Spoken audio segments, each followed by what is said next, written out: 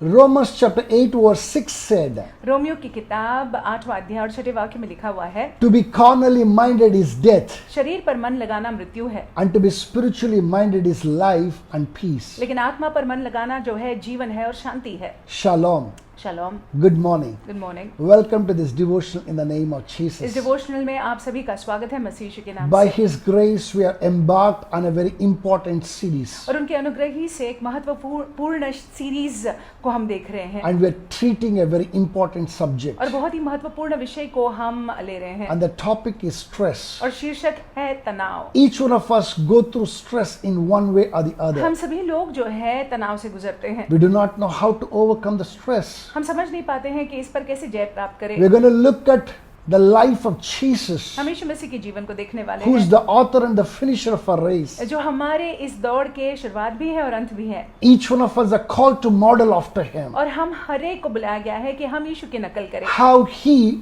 overcomes stress during the stressful times of his और ministry. कैसे उन्होंने अपनी सेवकाई में कैसे उन्होंने तनाव का सामना किया। My brothers and my मेरे sisters, भाइयों मेरी बहनों, let me tell you this very मैं clearly. आपसे ये कहूँ स्पष्ट रीति What से, Jesus did not go through, जो यीशु मसीह जिन चीजों से नहीं गुजरे, you will never go through. आप भी वो चीजों से नहीं गुजरोगे। Jesus went through horrendous times. और यीशु मसीह जो है कठिन समयों से गुजरे Jesus went through stress that you cannot even imagine. और ऐसे तनाव से गुजरे जिसकी कल्पना भी हम नहीं कर सकते हैं। He overcame it successfully because he based his ministry on the 8 principles, strongest principles on stress. और सफलपूर्वक वो बाहर आए क्योंकि उन्होंने अपने जीवन को 8 सिद्धांतों पर आधारित किया जो तनाव से जुड़ा हुआ है। Yesterday we saw the first principle, कल हमने पहले सिद्धांत को देखा and the number 1 principle is that Jesus knew who he was. और पहला सिद्धांत ये है कि यीशु मसीह बिना कोई संदेह के जानते थे कि कौन वो है। He had no ambiguity about his identity उनके पहचान को लेकर जो है उनमें कोई दुविधा नहीं थी, because he did not have any doubts about who he was. क्योंकि वहां पे उनको कोई संदेह नहीं था कि कौन वो है लेकर। He was peaceful when he was handling all the stress that was coming his way. तो जो तनाव उनके जीवन में आ रहा था उनको वो बहुत ही शांतिपूर्वक जो है हैंडल कर रहे थे। Today we are going to look at the second principle. आज हम दूसरे सिद्धांत को देखने Let वाले me हैं। tell you, it's a very, very important principle. मैं आपसे कहूँ बहुत ही महत्वपूर्ण सिद्धांत I है। want us to open our Bibles to John chapter 5 verse 30. हम जो है पवित्र शास्त्र में देखेंगे यूहन्ना की किताब I'm- 5वां अध्याय और 30वां वाक्य। I'm reading for you from the NKJV version. It says, I can of myself do nothing. As I hear, I judge, and my judgment is righteous. And then further down, he says something which is very important for our learning today. It says, because I do not seek my own will, but the will of the Father who sent me. मैं अपने आप से कुछ नहीं कर सकता, जैसा सुनता हूँ वैसा न्याय करता हूँ और मेरा न्याय सच्चा है क्योंकि मैं अपनी इच्छा नहीं परंतु अपने भेजने वाले की इच्छा चाहता हूँ। My brothers and my sisters, मेरे भाइयों मेरी बहनों, if you closely take a look at this particular verse, अगर आप जो है इस वाक्य को नजदीकी से देखते हैं, you will know that Jesus was not trying to please anybody else except the Father who sent him. तो आप ये जान लोगे कि यीशु मसीह किसी को प्रसन्न करना नहीं चाहते थे, केवल उनको जिन्होंने उनको भेजा था। Jesus clearly know who he was pleasing. और यीशु मसीह जो है स्पष्ट रूप से जानते थे कि किसको वो प्रसन्न कर रहे It हैं। was God and God and God and God, period. केवल परमेश्वर परमेश्वर और परमेश्वर, पूर्ण विराम। And that is why in Matthew chapter 3 verse 17, God too said,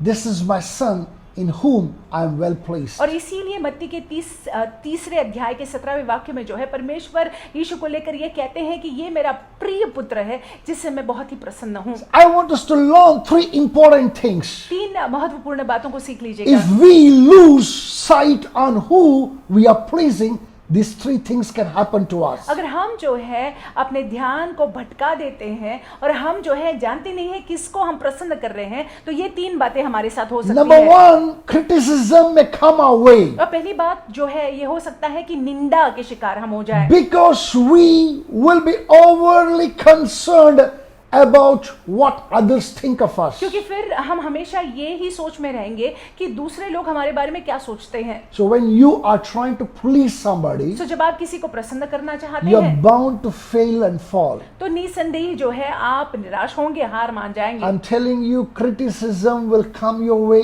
invariably. मैं आपसे कहूं कि निंदा तो होगी, आएगी। Number two thing which is very, very clear can be seen in our lives और दूसरी बात जो हम स्पष्ट रूप से देखते हैं हमारे जीवनों में, is competition. ये है स्पर्धा। Competition is because we wanted to be ahead of all others. ये इसलिए है क्योंकि हम कहीं ना कहीं चाहते हैं कि दूसरों से आगे हम हो। We will be looking to cut others out. हम दूसरों को काटना चाहते हैं, We will be looking to pull others हम down. दूसरों को नीचे खींचना चाहते हैं। So when we try doing that, तो जब हम ऐसा करने का प्रयास करते हैं invariably that we tend to fall. तो हम गिर जाते हैं। We will fall in the sight of people. हम लोगों की नजर में गिर जाते We हैं will fall in the sight of God और Himself. परमेश्वर की नजर में भी गिर जाते हैं। Also, we will fall in our own sight. अपने खुद की नजर में भी गिर जाते हैं। My brothers and my मेरे sisters, भाइयों मेरी बहनों, never ever try to do that. कभी भी ये करने का प्रयास मत करिएगा। Competition is a wrong spirit to adopt. और स्पर्धा जो है, स्पर्धा की दुष्ट आत्मा जो है, इसको आप गले न लगाइएगा। Number three, very important C I want us to learn this तीसरी morning. महत्वपूर्ण बात हम चाहते हैं सवेरे के वक्त हम You सीख लें। invariably come in conflict with others दूसरों के साथ जो है आप झगड़ा और वाद विवाद में आ जाते हैं, because you're trying to please somebody क्योंकि आप किसी को प्रसन्न करने के and प्रयास में हैं somebody else also may be trying to do और that. कोई और भी ये कर रहा है शायद। You will be constantly in conflict with somebody who's trying to please the one whom you are trying to please. और आप जो है उसके साथ में झगड़ा और वाद विवाद में बने रहोगे, जो व्यक्ति जो है वही इंसान को प्रसन्न करने का प्रयास कर रहा है जिसको आप प्रसन्न करना you'll be चाहते हैं। constantly threatened. और निरंतर जो है आपको धमकी दी जाएगी And then in the course that you will end up losing your way. और आगे चलकर जो है रास्ते से आप भटक जाओगे। I want us to look at the life of a mighty man called Nehemiah. मैं चाहता हूं कि हम एक सामर्थी व्यक्ति के जीवन को देखें जिनका नाम है नेहमाया। He was not a prophet. वो एक नबी नहीं थे, He was not a priest. वो एक याचक नहीं थे, He was not a king. वो एक राजा भी नहीं He थे, was simply an administrator. वो एक कामकाज को देखने वाला एडमिनिस्ट्रेटर थे। Rather somebody who's a bearer, cupbearer in the presence of the king. राजा की उपस्थिति में वो राजा के प्याली को ढोता था।